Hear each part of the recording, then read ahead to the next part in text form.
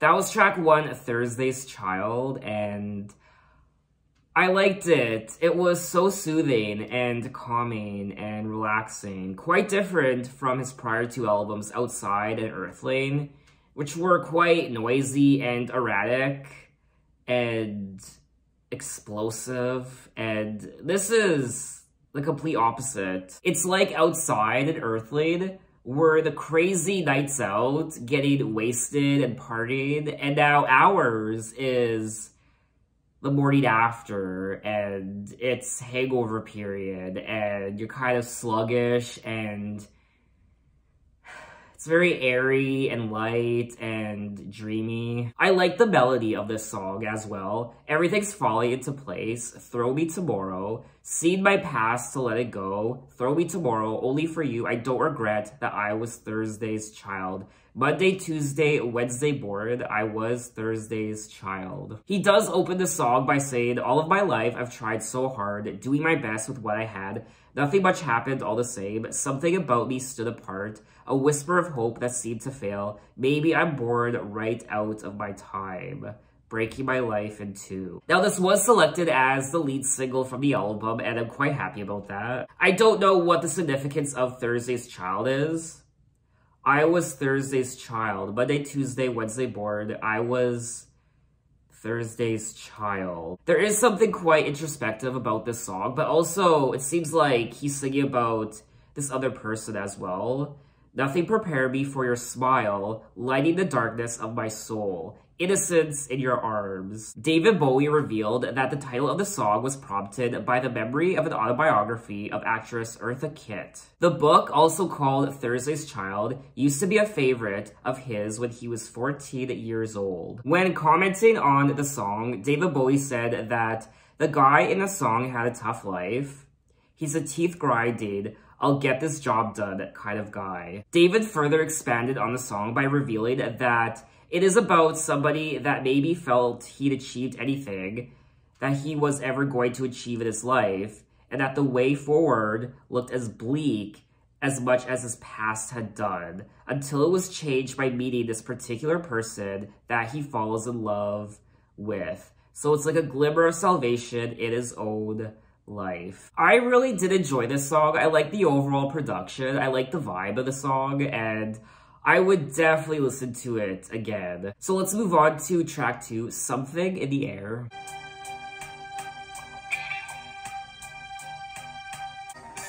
I really can't look at your little empty shell. Look me in the eye. We lay in each other's arms. We smile too fast and can't think of a thing to say. Left with the world. Let's take what we can. A place of no return. And something in the air. Something in my eyes.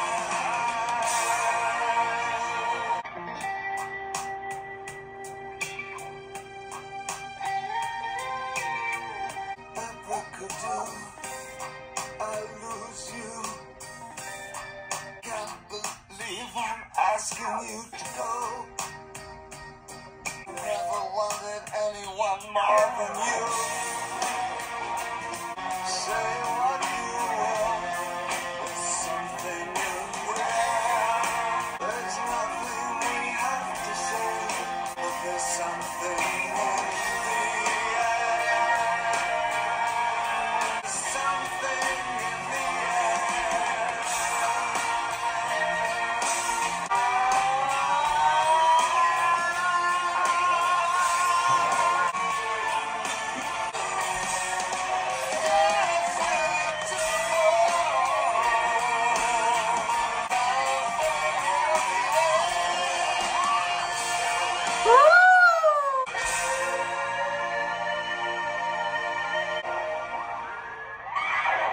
That was track 2, Something in the Air. Wow, this was an odyssey. I didn't know what to make of the song initially, the first minute or so, but then it just keeps growing and growing and growing, and his vocals. Oh my god. There was something quite extraterrestrial about this track in parts. You hear these robotic noises, and just the overall production, the guitars, and just the overall vibe, just like track 1. I quite enjoyed this track. I don't know which one I prefer, Thursday's Child or this one. I think I like both of them equally, I guess, and I would listen to this song again. Your coat and hat are gone. I really can't look at your little empty shelf. A ragged teddy bear. It feels like we never had a chance. Don't look me in the eye. We lay in each other's arms, but the room is just an empty space. I guess we lived it out, something in the air. We smiled too fast, then can't think of a thing to say. Lived with the best times, left with the worst. I've danced with you too long, nothing left to say. So it looks like this is the deterioration of a relationship, how they lived through the best of times, and now they're leaving with the worst, and there's something in the air, and I guess it's time to go their separate ways. A little bit of a surprising song for me to listen to from David Bowie. There were parts of the song that kind of left me gobsmacked. In particular, his vocals and just the little quirks of the song here and there. So overall, I did quite enjoy myself. So let's move on to track 3, Survive.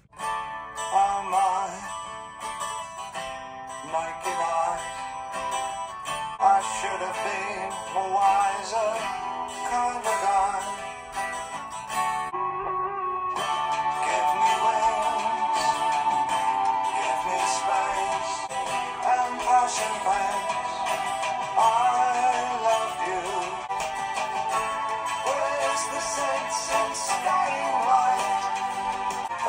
survive your naked eyes. I'll survive.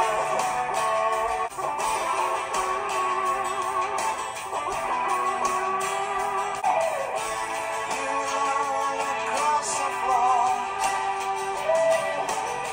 and I'll survive your naked eyes. I'll survive. Little boys, wish I'd say on Valentine. I'll survive. I'll survive. Yeah.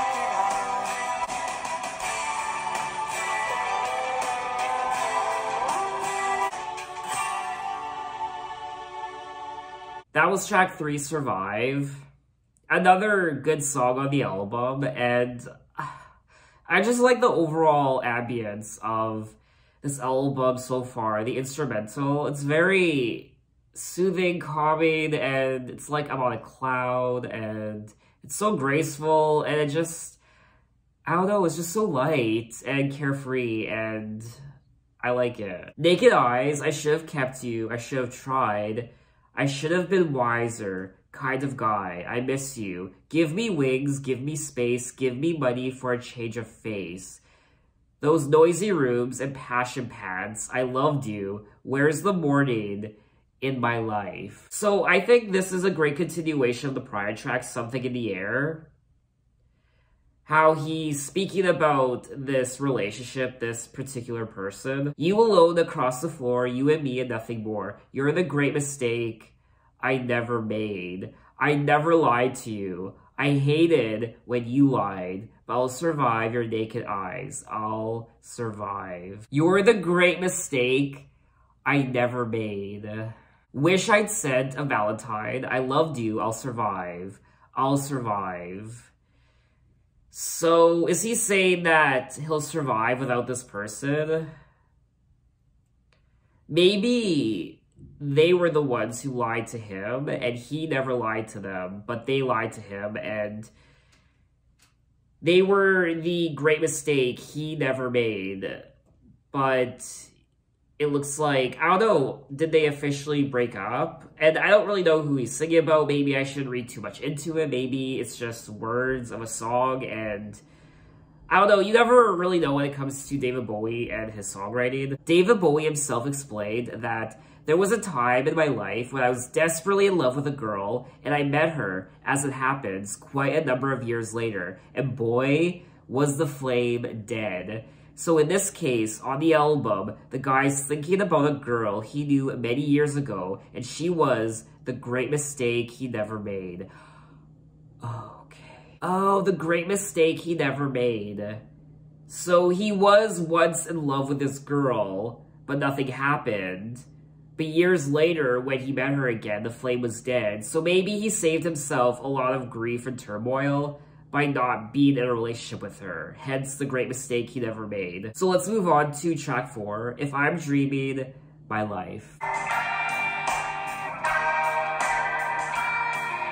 Was she never there? Wasn't there she breathed?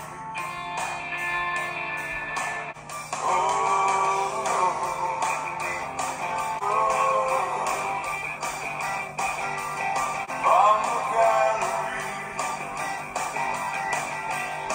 at the wrong time. All the lights are fading now.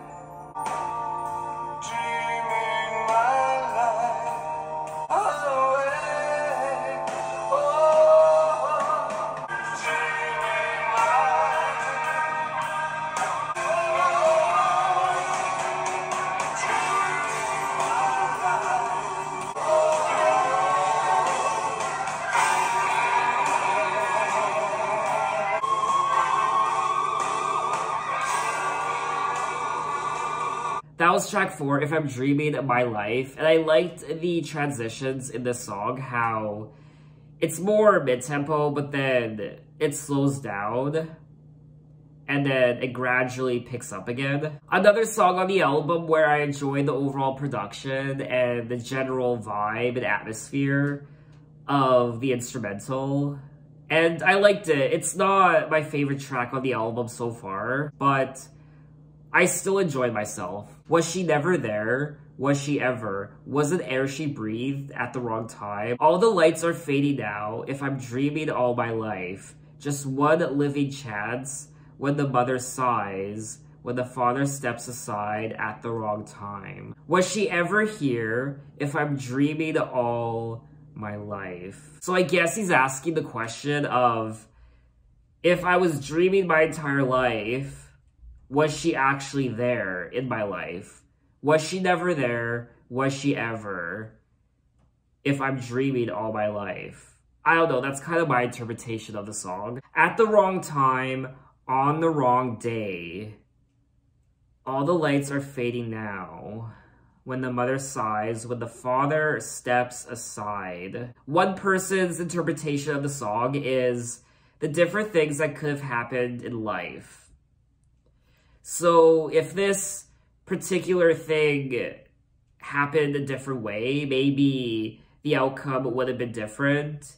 If he had been in a different mindset or a different time and place, maybe the outcome would have been different. What if, what could have been, the one that got away. It feels like that perhaps is one of the themes of the album so far.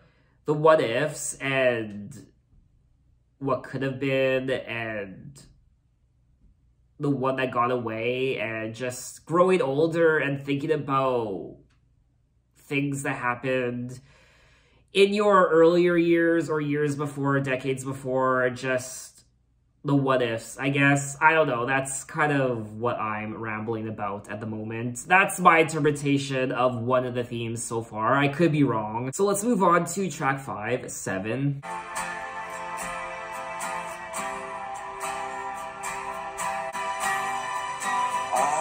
What my father said as we lay on your bed. I got 7 days to live my life, or 7 ways to die.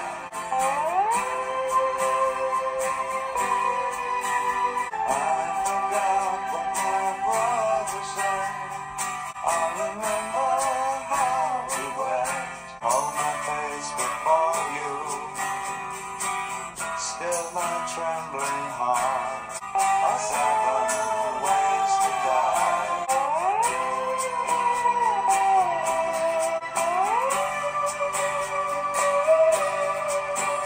The gods forgot they made me, so I forgot them too.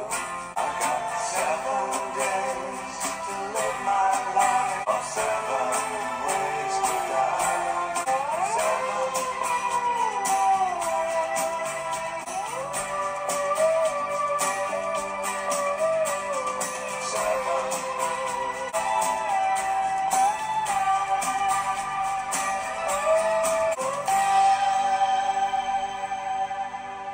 That was track 5, 7. Wow, this is one of the most emotionally stirring songs on the album thus far, if not the most emotionally stirring, and it's probably, I want to say it's my favorite track on the album so far. I like the acoustic vibe to the song, and the overall production was sublime, and the lyrics also are quite touching. I forgot what my father said. I forgot what he said. I forgot what my mother said as we lay upon your bed. I got 7 days to live my life, or 7 ways to die. I forgot what my brother said. I forgot what he said. I don't regret anything at all. I remember how we wept. The gods forgot they made me, so I forgot them too. I listen to the shadows. I play among their graves. My heart was never broken. My patience never tried. I got 7 days to live my life, or 7 Ways to Die. I don't know, I mean, there's something quite powerful about the vibe of this album so far. It's very introspective, and in particular this song, it seems like obviously he's singing about important people in his life who have died. His father and mother and brother. And I got 7 days to live my life or 7 ways to die. Many of the songs on Hours are about aging, mortality, and the passing of time. Now, my own mortality is something I have just come to terms with because this year, my mom and dad did die from cancer, and it really did put everything into perspective, how every day we are slowly moving towards our graves, and it's not something we think about every day. I remember living through all of my 20s, never thinking about my mortality. One day I'm going to get older and I'm going to die. That's not something you think about when you're in your 20s, really. It's not until this year did I actually put it into perspective. If I make it to 80 years old, that's only 50 years left. I only have 50 years left on this planet.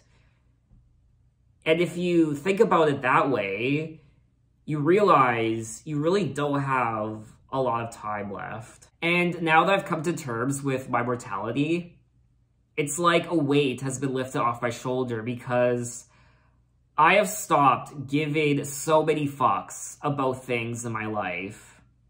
So many trivial, stupid things I used to worry about and give a fuck about, I don't anymore. Because you realize life is short. So I stopped caring what people thought about me. I stopped being annoyed about stupid little things that really, in the end, don't matter. Because at the end of the day, you're gonna look back at your life and you're gonna be like, why did I care? Why did I give a fuck about that? Why did I let it bother me so much? Why did I care what people would think of me? Why didn't I just take that chance? And I don't want to be that old man thinking that way. So that's pretty much how I'm living my life now. And I know I'm kind of rambling right now, but I mean, this last year has been a little bit of a crisis in my life, just because not only did I lose both my parents, but I turned 30 years old last year, and I feel like this is a big turning point in my life, a new chapter, and it's the unknown, and it's scary, and I don't really know what's gonna happen in the next 10 years. I don't know where I'll be when I'm 50 years old, and it's scary, but it's exciting at the same time. So it's just, this last year has been a major, major change in my life. I mean, I've said it once, I'm gonna say it again. The passing of time is one of the cruelest things on the planet. One of the cruelest things on the planet that we can't even control. It's something we can't control yet. 7 days to live, 7 ways to die. I'd actually reduce that further to 24 hours to live. I'm very happy to deal and only deal with the existing 24 hours I'm going through. I'm not inclined to even think too heavily about the end of the week or the week I've just come through. The present is really the place to be. But anyway, let's move on to track 6, What's Really Happening.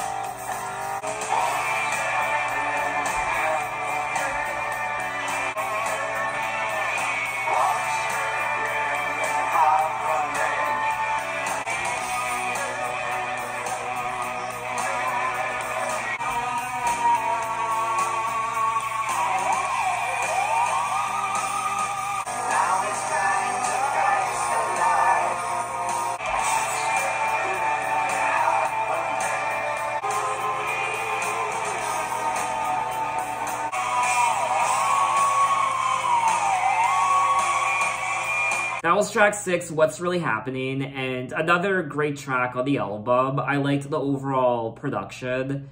It fits in with all the other tracks, and yeah, it's not one of my favorites, but it's still good enough that I would listen to it again. Grown inside a plastic box, micro thoughts and safety locks, hearts become outdated clocks, ticking in your mind. Now it's time to close your eyes, now it's time to say goodbye. So once again, he's singing about goodbye and clocks and ticking in your mind, growing older, and what's really happening, what tore us apart, him asking these questions, what's happening, what tore us apart, what's happening to us, so on and so forth. Now it's time to face the lie that we never cry. What I also like about this song is, I don't know what to call it, I guess chanting in the background, the yeah, yeah. That's the best way I can explain it. Anyway, let's move on to track 7, The Pretty Things Are Going to Hell.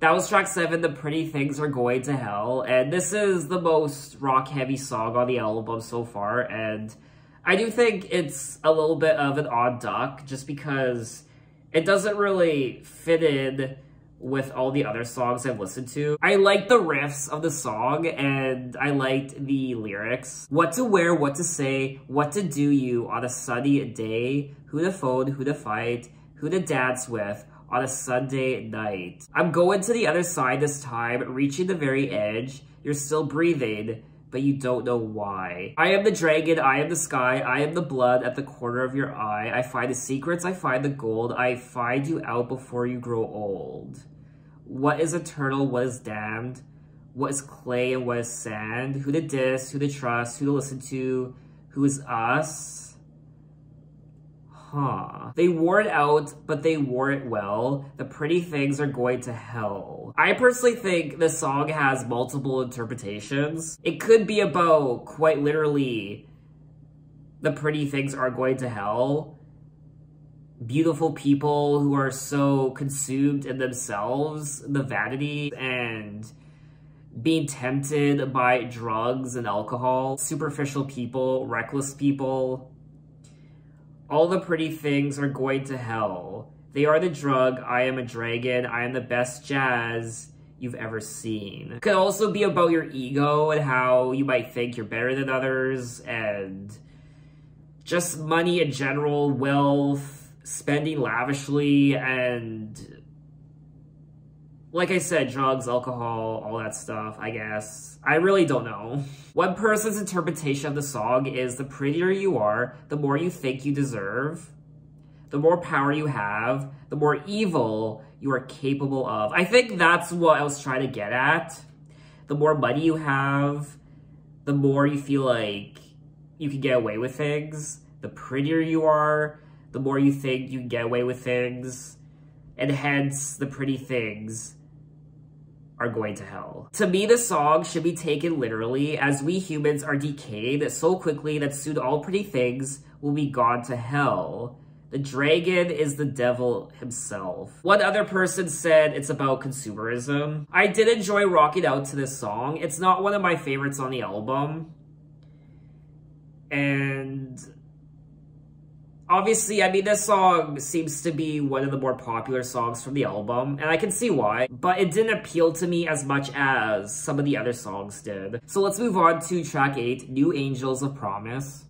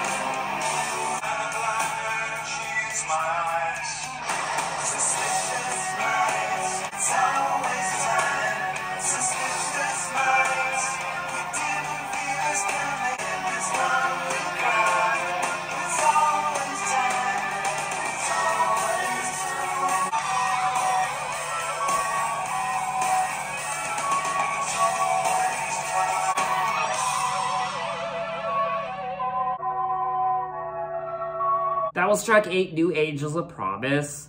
Another song I was rocking out to. And this sounds like 70s David Bowie. It sounds like old school David Bowie. I like the overall production of this track. In particular, the flutes. New Angels of Promise, we despair. We are the dead dreams, we take the blame. Take us to the edge of time. We are the fabulous lovers. I'm a blind man and she's my eyes. New Angels of Promise, we despise. Don't fall apart now. We are the silent ones. Take us to the edge. This song definitely reminds me of David's 70s albums. It has that reckless, I don't know, just thinking about dead dreams and we take the blame and take us to the edge of time.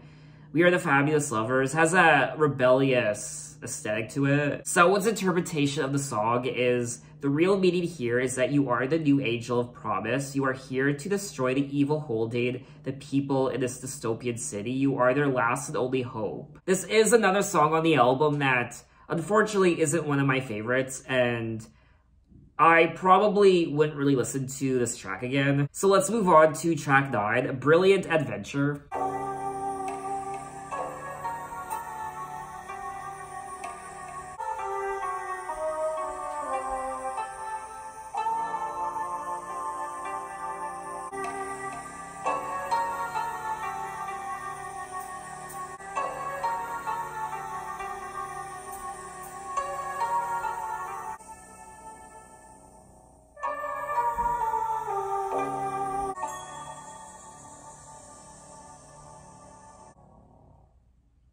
Oh, that's it. I was so into this track. My mind was just kind of wandering off into space. I liked the overall ambience of this track. It was nice. It doesn't really fit in with the rest of the album, though. I don't know how I feel about this second half. There seems to be a disconnect between the first half and the second half. It's almost like two different albums in a way. I liked it. It was quite short though. Hence the surprise shock on my face when it abruptly ended. It does seem a little pointless. It just seems a little random and out of place, even though I did like listening to it. If it was a bit longer, I would maybe enjoy it more. But to me, it just doesn't really make sense. But anyway, we have made it to the end of the album, track 10, The Dreamers.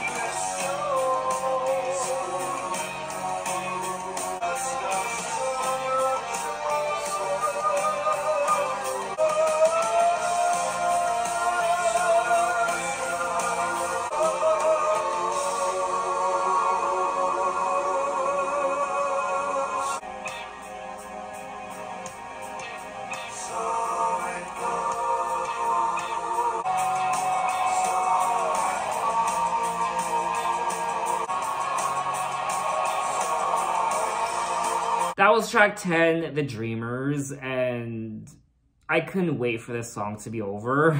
I personally think this song sucked. The only thing I liked about this track was the guitar riffs, and I guess his vocals, but that's about it. Black-eyed ravens, they spiral down, they tilt his head back to the flame-filled sunset, raise their guns high as the darkened falls.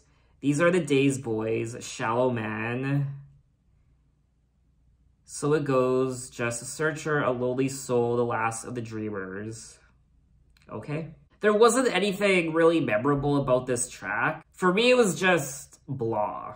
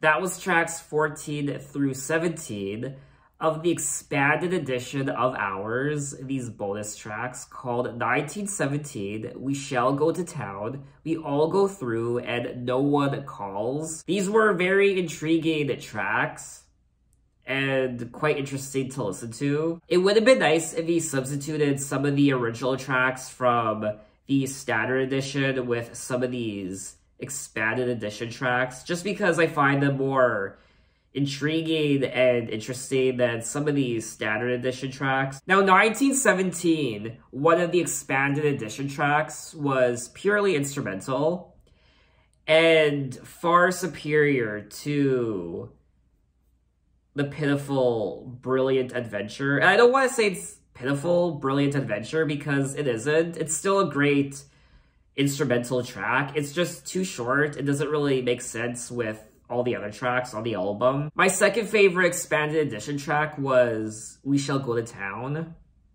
which is a little dark and ominous.